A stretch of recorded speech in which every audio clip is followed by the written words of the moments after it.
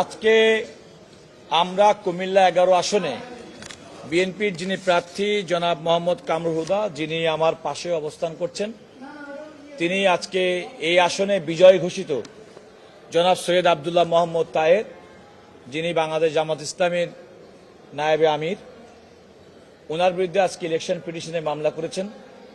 আদালত মামলাটি শুনানির জন্য গ্রহণ করেছেন এবং প্রতিপক্ষ অর্থাৎ সৈয়দ আব্দুল্লাহ মোহাম্মদ তাহের সহ এই নির্বাচনে অন্যান্য যে সমস্ত প্রার্থী তাদের প্রতি নোটিশ জারি করেছেন এবং আগামী 8ই জুন 2026 এই মামলার নোটিশ ফেরতের জন্য তারিখ ধার্য করেছেন।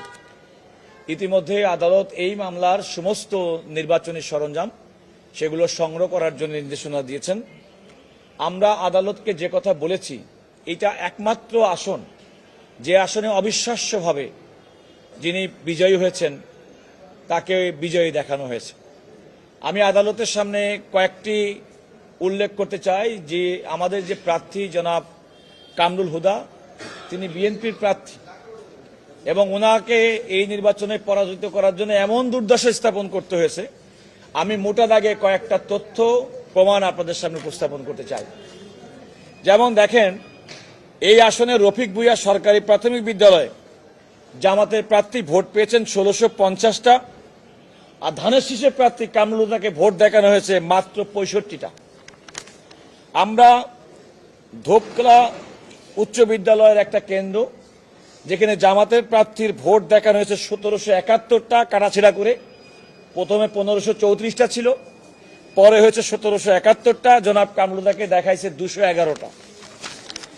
আশ্চর্যজনকভাবে পশ্চিম ডেকরা সরকারি প্রাথমিক বিদ্যালয়, সেখানে জামাতের প্রার্থী আব্দুল্লাহ মোহাম্মদ তাহেরের ভোটের সংখ্যা 1908, আর ধানের শীষের প্রার্থী কামরুল হুদার ভোটের সংখ্যা হচ্ছে মাত্র 74। এরকম ভাবে আমরা অসংখ্য কেন্দ্র, এই যে ভোটের যে ব্যবধান, একটি কেন্দ্রের একটা কথা বলি, পদুয়া সুপিয়া উচ্চ বিদ্যালয় জামাতের প্রার্থী ভোট পেয়েছেন 2210, ধানের শীষের প্রার্থী ভোট পেয়েছেন 225। এমনকি 15 ভোট 20 ভোট, এই যে আরেকটা কেন্দ্র ধুবড়া এই বুদরা কেন্দ্র 1752, ওনাকে দেখাইছে 106। আমরা এইভাবে 73টা কেন্দ্রে দেখেছি যে 73টা কেন্দ্রে বিএনপির প্রার্থী জনাব কামরুল হুদাকে কিভাবে পরাজিত করা হয়েছে এবং কিভাবে নির্বাচনী অনিয়ম, ভোট কেন্দ্রে ভোটারদেরকে বাইরে করে দিয়ে, এজেন্টদেরকে বাইরে করে দিয়ে, এমনকি ভিডিও হয়েছে যে আমরা ভিডিও দেখিয়েছি যে সেই ভিডিওতে সিল মারছে, সেরকম উদাহরণ আমাদের কাছে আছে। এটা নির্বাচনের নামে এই আসনে আপনারা জানেন যে বাংলাদেশের নির্বাচনে একমাত্র আসন যে আসনের কয়েকটি কেন্দ্রের ফলাফল নির্বাচন কমিশন বাতিল করেছিল, ককটেল বিস্ফোরণের মতো ঘটনা ঘটেছে। এরকম একটা জ্বলন্তভাবে প্রমাণ যে যেখানে ধানের শীষের প্রার্থীর এই যে আসনগুলোতে আপনারা সহজেই বুঝে করতে পারেন যে কিভাবে এই নির্বাচনটি হয়েছে এবং আমাদের এই প্রার্থীকে পরাজিত করা হয়েছে। আমরা আদালতের কাছে সমস্ত কিছু প্রমাণ উল্লেখ করেছি। আমি শুধুমাত্র প্রমাণ হিসেবে এই 73টা কেন্দ্রের প্রত্যেকটা সিট আমরা দিয়েছি এবং সেখানে দেখেছি কিভাবে। সর্বশেষ কথাটা বলি, সেটা আপনাদের আরো বোধগম্য হবে। আমার তো মনে হয় বাংলাদেশে এমন কোনো প্রান্ত নেই যে গ্রামে অন্তত কমপক্ষে 50%-এর মানুষ ধানের শীষে ভোট দেয় না।